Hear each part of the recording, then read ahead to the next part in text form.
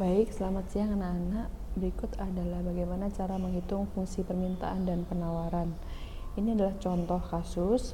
Di sebuah restoran cepat saji, harga sebuah hamburger adalah 20.000 dan kuantitas yang diminta adalah 100 buah. Ketika harga hamburger naik menjadi 25.000, kuantitas yang diminta turun menjadi 50 buah. Fungsi permintaannya adalah, kita tahu P1-nya adalah 20.000, kemudian P2-nya adalah 25.000. Q1-nya adalah 100 dan Q2-nya adalah 50. Fungsi permintaannya ini Ibu pakai cara yang kedua, memakai gradien. Gradien itu simbolnya adalah M, rumusnya adalah delta P per delta Q. Delta P itu P2 kurangi P1 sama dengan delta Q itu Q2 kurangi Q1. Kita masukkan P2-nya adalah 25.000 dan P1-nya adalah 20.000. Dibagi 50 dikurangi 100. Hasilnya adalah 5.000 dibagi min 50, hasil ketemunya min 100. Nah, min 100 ini akan kita pakai, kita masukkan ke dalam rumus fungsi permintaan. Rumusnya adalah P min P1 sama dengan M dalam kurung Q min Q1. P dikurangi P1-nya adalah 20.000 sama dengan M-nya adalah min 100, hasil dari perhitungan sebelumnya. Di dalam kurung Q min Q1-nya adalah 100. Kemudian P min 20.000 sama dengan min 100 Q, min 100 kali min 100 plus 10.000. Kemudian P sama dengan min 100 Q plus 10.000. Min 20.000 nya akan pindah ruas ke sebelah kanan menjadi plus 20.000.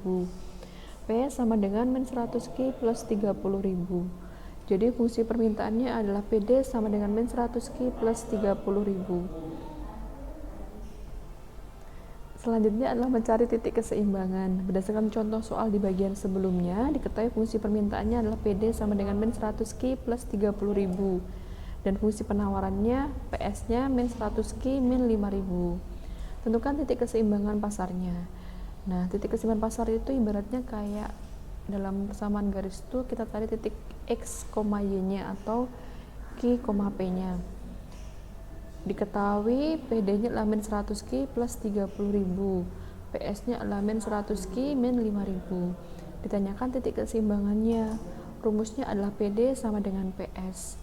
PD-nya adalah min 100 Q plus 30.000 sama dengan 100 Q min 5.000. Min 100 Q min 100 Q, Q-nya dipindah ruas ke sebelah kiri, kita kumpulkan jadi 1, sama dengan min 5.000 plus 30.000 nya kita pindah ke ruas sebelah kanan menjadi negatif 30.000. Kemudian min 100 Q ketemunya min 200 Q sama dengan min 5.000 dikurangi 30.000, hasilnya adalah min 35.000. Q-nya adalah min 35.000 dibagi min 200, maka Q-nya ketemu 175. Jadi jumlah keseimbangannya berada ketika Q atau jumlahnya 175. Nah, setelah ketemu Q-nya 175, maka kita akan cari P-nya. P-nya gampang, kita masukkan ke salah satu persamaan, boleh PD, boleh PS. Di sini Ibu pakai PS sama dengan 100 Q min 5.000 diambil dari PS sebelah sini. Kemudian Q-nya kita ganti dengan angka 175. Sama dengan 100 kali 175 dikurangi 5.000. 100 kali 175 hasilnya 17.500 dikurangi 5.000. P-nya sama dengan 12.500.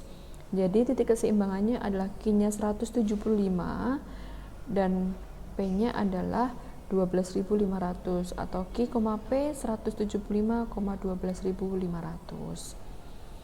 Yang terakhir adalah tentang elastisitas permintaan dan penawaran. Rumusnya sama.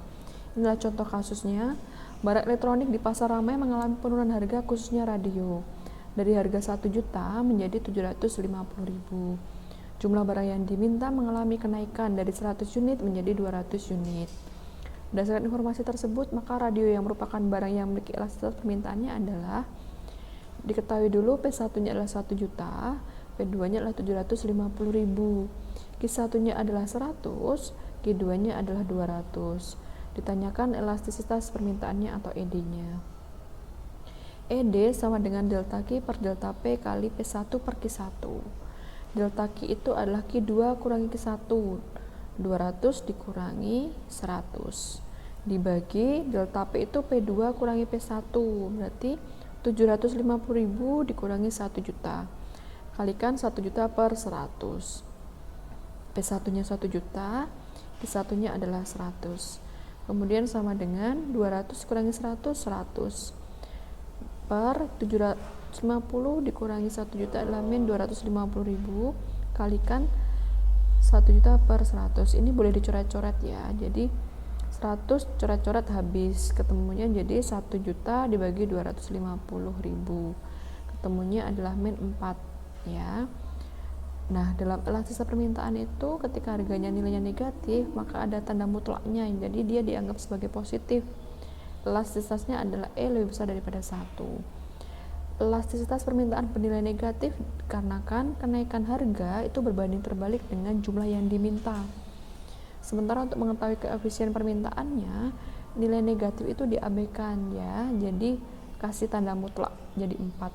Arti dari negatif 4 itu sebenarnya adalah perubahan harga sebesar 1% akan menyebabkan perubahan jumlah barang yang diminta turun sebesar 4%. Artinya gini, kalau harganya naik 1%, maka jumlah barang yang diminta itu akan turun sebesar 4%. Begitu penjelasan dari Ibu, apakah sudah dipahami? Kalau sudah, silakan belajar dengan soal-soal yang lain. Terima kasih.